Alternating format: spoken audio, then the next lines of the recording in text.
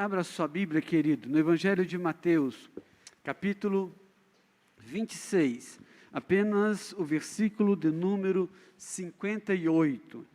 Evangelho de Mateus, capítulo 26, o versículo 58. Que alegria ter cada um de vocês aqui nessa noite, para cultuarmos a este Deus maravilhoso, a esse Jesus que nos salvou, que nos libertou do pecado e que tem nos dado vida e vida abundante. Evangelho de Mateus, o capítulo 26, o versículo 58, nos diz assim a palavra do Senhor Jesus: mas Pedro o seguia de longe, até o pátio do muro, até o pátio do sumo sacerdote, e tendo entrado, assentou-se entre os serventuários para ver o fim. Feche os seus olhos, vamos orar, vamos falar com Deus nesse momento. Curve a sua cabeça e ore ao Senhor, peça ao Senhor que fale com você nesta hora. Pai querido, em cuja presença nós estamos, ó Deus, te rendemos graça porque o Senhor tem sido bom para conosco. Te rendemos graça porque o Senhor tem usado de bondade para com cada um de nós. Por isso, queremos, ó Deus, te pedir nesta noite que o Senhor fale conosco através da Tua palavra. Que o nosso coração seja terra fértil, a boa semente que é a Tua palavra. Fala conosco, Pai. Em nome de Jesus te suplicamos, para a Tua glória. Amém, Senhor. Amém. Podeis estar assentados, queridos irmãos. Amados, nessa noite eu quero pensar com vocês sobre renovando a esperança de dias melhores. Renovando a esperança de dias melhores. É muito comum a gente ouvir, ou pelo menos eu já ouvi inúmeras vezes, né? As pessoas dizerem, mas está escrito na Bíblia que cada dia vai ser pior do que o outro. Cada dia vai ser pior, é assim mesmo. Bom, na minha Bíblia, eu nunca encontrei esse versículo bíblico. Eu já tive a oportunidade de lê-la algumas vezes, de Gênesis e Apocalipse, eu nunca encontrei esse versículo. Ele não existe na Bíblia.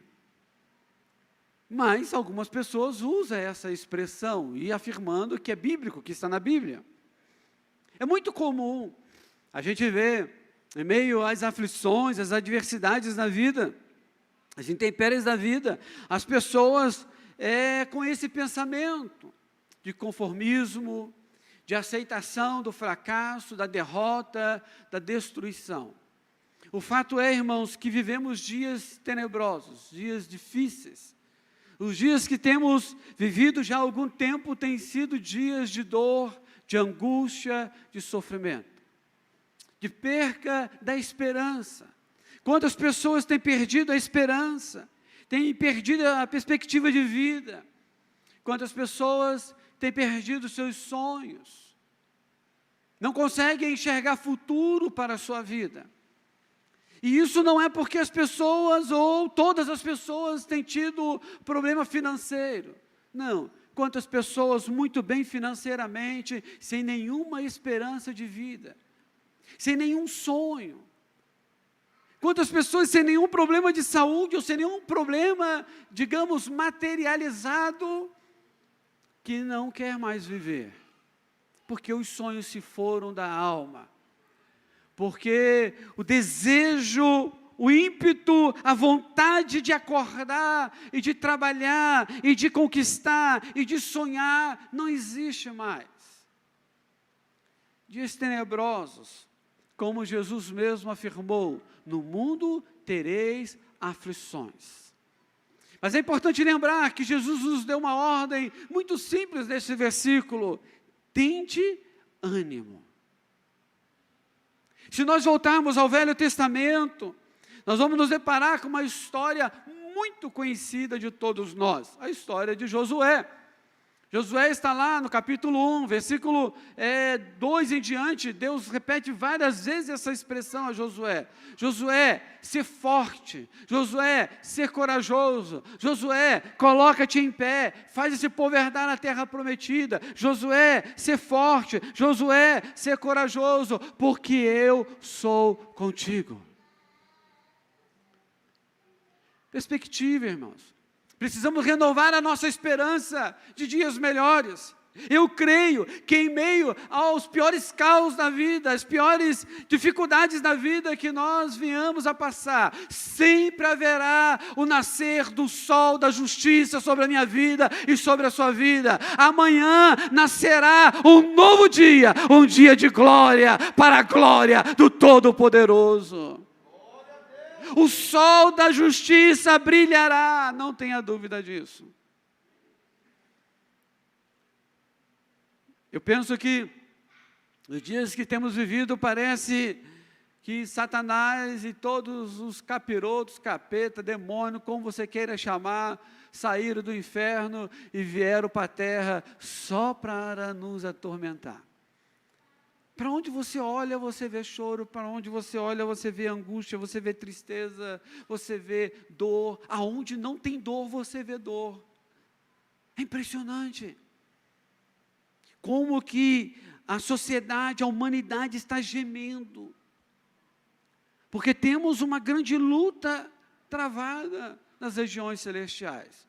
O apóstolo Paulo disse, todos nós sabemos que a nossa luta não é contra a carne nem contra o sangue, mas é contra as potestades malignas que operam nas regiões celestiais.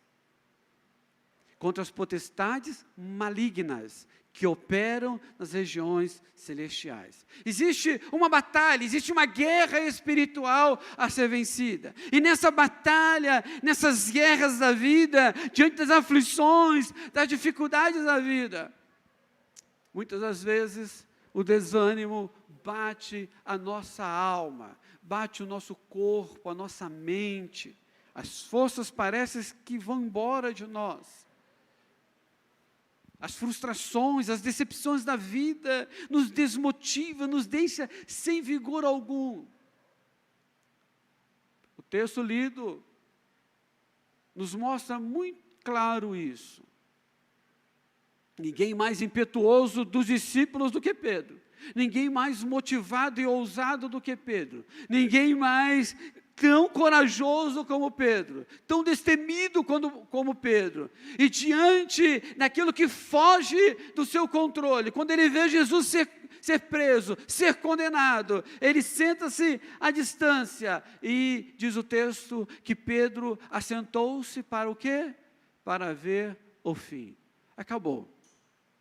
É jogar a toalha, é voltar para casa e inventar uma história para minha esposa e para os meus filhos, porque abandonei a empresa de pesca, porque abandonei tudo, porque sonhei com esse Jesus, andei com ele 3 anos, fui discípulo fiel a ele, e agora a vida está arruinada. Sem Jesus, sem empresa, sem ninguém, abandonado, entregue ao léu. Entende? O desânimo. Eu e você somos seres humanos assim como Pedro. Eu e você não vimos nenhum milagre que Pedro viu, presenciou. Eu e você não vimos Jesus fisicamente. Espero um dia junto com você a vermos Jesus, mas ainda não vemos. Pedro viu, e mesmo assim Pedro teve esse comportamento, porque ele é gente, porque ele é ser humano. Mas eu quero te convidar nessa noite a reagir ao desânimo. Como reagir aos maus tempos da vida? Como reagir aos maus tempos da vida? É preciso reagirmos ao desânimo, irmãos. Os maus tempos da vida nos levam ao desânimo. E não podemos nos entregar a ele. Não podemos permitir que o desânimo tome conta da nossa alma, tome conta do nosso coração. Pedro está aqui simplesmente desistindo de tudo. Embora tenha sido o último a ficar, os outros discípulos, tudo já tinha ido embora. No outro dia, após a crucificação de Jesus, eles já estavam pescando de novo, já estavam indo para pescar de novo, voltar à vida anterior, porque eles haviam desistido, eles haviam se entregado à perda, à frustração, à decepção. Eles haviam se entregado à dor, ao sofrimento. Mas eu quero convidar você nessa noite a reagir ao desânimo, a não desistir, mesmo quando tudo parece ser contrário à realidade, mesmo quando tudo está dando errado na sua vida. Lembre-se que você tem um Deus do céu, que é soberano, que tem todo o poder em suas mãos, que está no controle de todas as coisas, e Ele fará chover sobre a sua vida, Ele derramará chuvas de bênção sobre você. Não podemos nos entregar. Não podemos nos entregar, nos render. Provérbio capítulo 24, versículo 10, o grande escritor diz que se te mostrares frouxo no dia da angústia, a tua força será pequena. Quando te mostrares frouxo no dia da angústia, a tua força será pequena. Eu já disse isso aqui algumas vezes e me relembro agora, e vou repetir o que eu já disse aqui algumas vezes. No meu primeiro treinamento pelo Exército, campo de Goitacazes, no Rio de Janeiro, 30 dias acampado na selva, depois, no meio da caminhada de 64 quilômetros a pé, com um fuzil e uma mochila nas costas, meu tenente dizia assim, tenente Fonseca, ele dizia assim: quando as pernas não têm mais força, é a mente que carrega o corpo. 64 quilômetros andando a pé, com uma banana prata que recebemos no batalhão antes de sair, e um punhado de farinha que coube na palma da mão, era tudo que tínhamos para comer, e um cantil que não dá, não lembro bem, mas deve dar uns 200, 300 ml de água para andar 64 quilômetros no Rio de Janeiro, com um sol de 40 graus. Com a mochila nas costas para ficar acampado 30 dias no meio do mato. Depois de 10 quilômetros, meu filho, um fuzil que pesa aí 24 quilos, 20 quilos com os dois carregadores, carregado, passa a pesar 30, 50 quilos. Uma mochila que pesa 10 quilos depois de você caminhar. Enfim, tudo vai se tornando maior. E eu pesava na época 53 quilos. Hoje eu estou com 79. Dá uma diferencinha pouca, né? Mas 53 quilos. Imagina. A mochila quase me envergava para frente. E eu lembrava daquilo. Daquela fala, né, do meu tenente lá no batalhão. Quando as pernas não aguentam mais, a mente carrega o corpo. Olha o que diz Salomão: se a tua força for pequena na hora da angústia, o que vai acontecer? O que ele diz lá? Se te mostrares, melhor dizendo, se te mostrares frouxo no dia da angústia, a tua força será pequena. Meu irmão, não se renda, não se entregue. Porque você tem um Deus que cuida de você. Você tem um Deus que te sustenta. Você tem um Deus que é fiel, que renova as nossas forças todos os dias. O profeta Isaías diz que aqueles que esperam no Senhor, faz o quê? Caminha e não se cansa. Corre e não se fadiga. Voam como águia. Aqueles que esperam no Senhor. Que nessa noite, meu irmão, minha irmã, as suas esperanças sejam renovadas, mesmo quando você não vê nenhum sinal real e concreto, mas você vê um Deus que cuida e que ama você 24 horas. Como reagir aos maus tempos da vida? Precisamos reagir ao desânimo. Precisamos, irmãos, olhar além das circunstâncias. É necessário olhar além das circunstâncias. Diz o texto que Pedro assentou-se para ver o fim. Não tem mais o que fazer.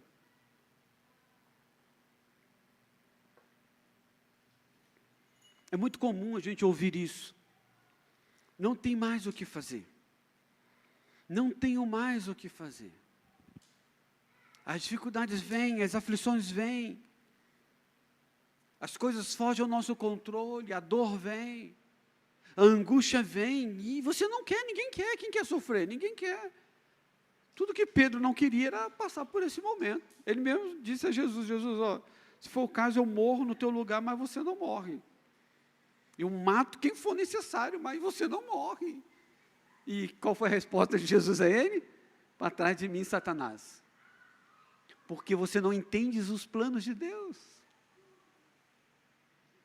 Queridos, precisamos olhar além das circunstâncias.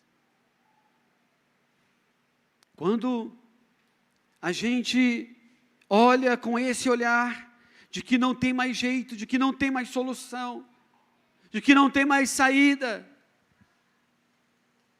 precisamos olhar para o alto e lembrarmos, como diz Paulo, olhar firmemente para o autor e consumador da nossa fé.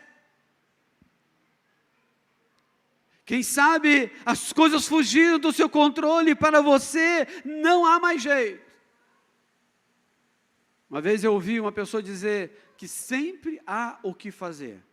Sempre haverá o que fazer. Quando você pensa que não há mais o que fazer, sempre há o que fazer. E uma das coisas que eu penso que a gente sempre poderá fazer é confiar naquele que vive e reina para todo sempre. É olhar para os céus e lembrar que lá existe um Pai que nos ama e que cuida de cada um de nós. Quem olha além das circunstâncias, meu irmão, minha irmã, ele vê as mãos de Deus sempre agindo a seu favor na história, sempre agindo por Ele, e com Ele, e para Ele. Quem olha além da circunstância, sempre verá a mão de Deus sobre você. Vindo cantado pela manhã e cantado aqui, agora há pouco, mostra muito bem isso, a história do rei Acabe, do profeta Elias. Elias fala para o seminarista lá, vai lá, olha lá, vê se vê alguma coisa. O que o profeta vem e fala? Vejo nada. Depois, pela terceira vez, o profeta diz, olha, eu vejo uma nuvem do tamanho da mão de um homem. Ou seja, não estou vendo nada. Elias diz o quê? Vai chover. Se olhar além da circunstância, meu irmão, é enxergar aquilo que ninguém enxerga. É ver o que só você vê, porque Deus revela e mostra a você. Não é olhar defeito dos outros, não. É olhar e ver o que Deus tem para a sua vida, que ninguém vai ver, a não ser você. Porque se outro ver, não vai adiantar. É você que tem que ver. É você que tem que enxergar. Elias diz, olha, fala lá para o rei, corre e diz para ele correr, porque a chuva já está caindo. O sol aberto, ensolarado, e aonde vem chuva? Vem, eu estou falando que vem. Ver o que ninguém vê.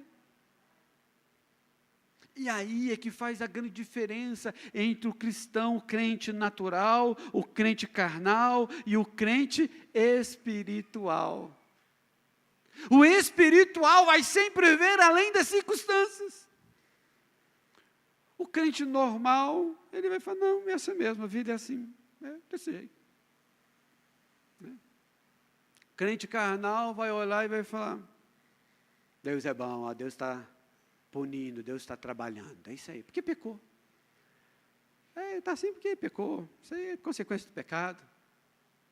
Foi assim que falaram para Jó? Jó, está vendo? Você se posava de santo aí, ó. Olha o que Deus está fazendo com você. Porque você pecou, cara, os 3 melhores amigos dele. Né?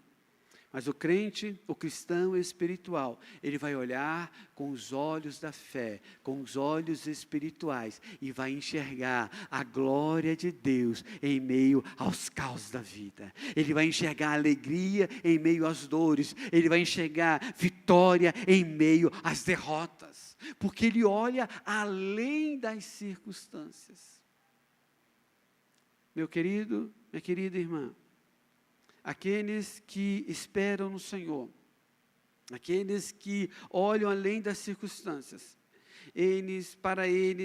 para essas pessoas, as circunstâncias, os maus tempos da vida indicam apenas um fim e jamais o fim. O que isso significa? Que ali não era o fim. Jesus não seria morto, crucificado, morto e acabaria. Não. Ali era um fim. Jesus seria crucificado, morto, mas ao terceiro dia ressuscitaria para a glória de Deus Pai, cumprindo a palavra. Para dar a mim, a você, a vitória sobre a morte, sobre o pecado e sobre o inferno. Para quem olha além das circunstâncias, as intempéries da vida, as aflições da vida, as tribulações da vida, ela não é o seu fim, ela é um fim. Deus tem um propósito, e o propósito de Deus é de bênção e não de mal, para te dar o fim que desejais. Coloque-se em pé.